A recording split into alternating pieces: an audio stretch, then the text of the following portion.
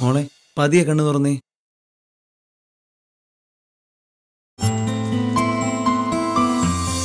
മോളെ മോളെ പപ്പാ എങ്ങനെയുണ്ട്? എല്ലാം വ്യക്തമായി കാണാൻ പറ്റുന്നുണ്ടോ? കുഴപ്പമില്ല, ചെറിയ വേദനയുണ്ട്. കണ്ണീര് 2 ദിവസം ചെറിയ വേദന ആണ് കേട്ടോ. സാരമില്ല, പേടിക്കണ്ട. ശരി ശരി മോളെ.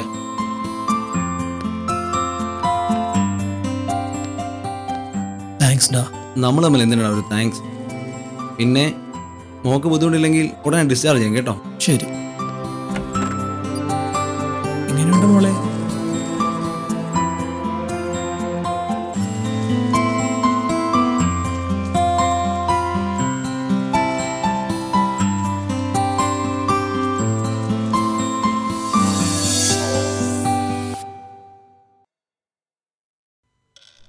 Excuse me, may I come in? ആ അലക്സോ, ഏറി വാടാ.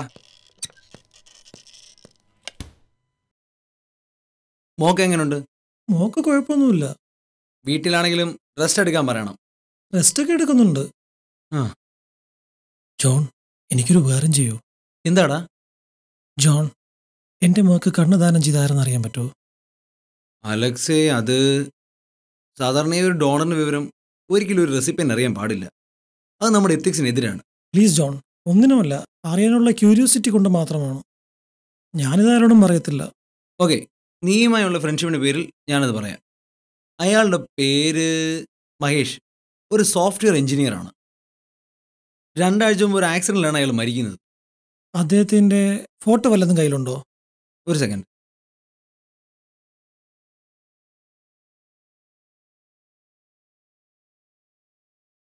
ഇതാണ് മഹേഷ്.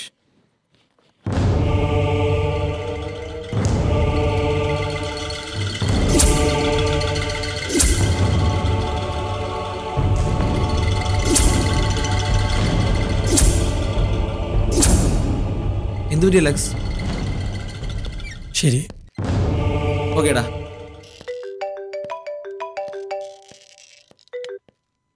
ഹലോ,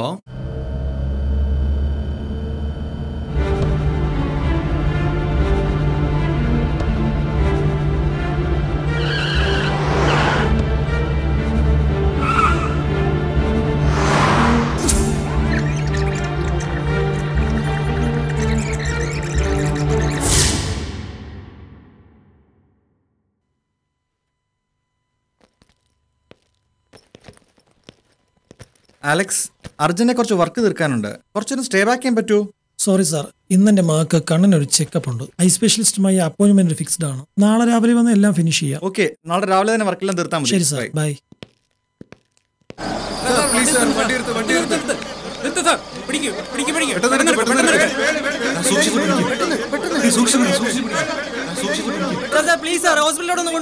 സോറി, എനിക്ക് അത്യാവശ്യമായി മോളെ കൊണ്ടൊന്ന് ചെക്കപ്പിന് പോകണം. സോറി.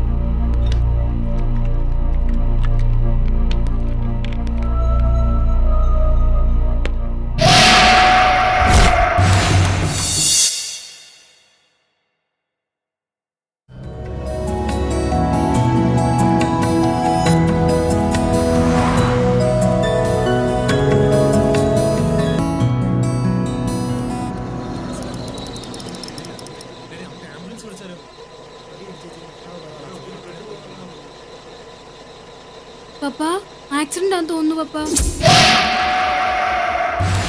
അലക്സ് എന്നെ രക്ഷിക്കില്ലേ? ഷെർലി, നീ മോളെയും കൂട്ടി വീട്ടിലേക്ക് പോക്കോ, ഞാൻ വന്നേക്കാം.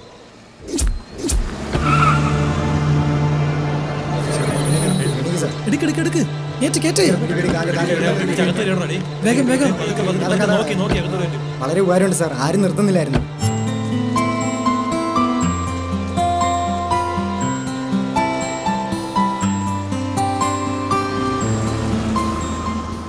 ശരിക്കും മഹേഷ് ആർക്കാണ് തന്റെ കണ്ണുകൾ ദാനം ചെയ്തത്?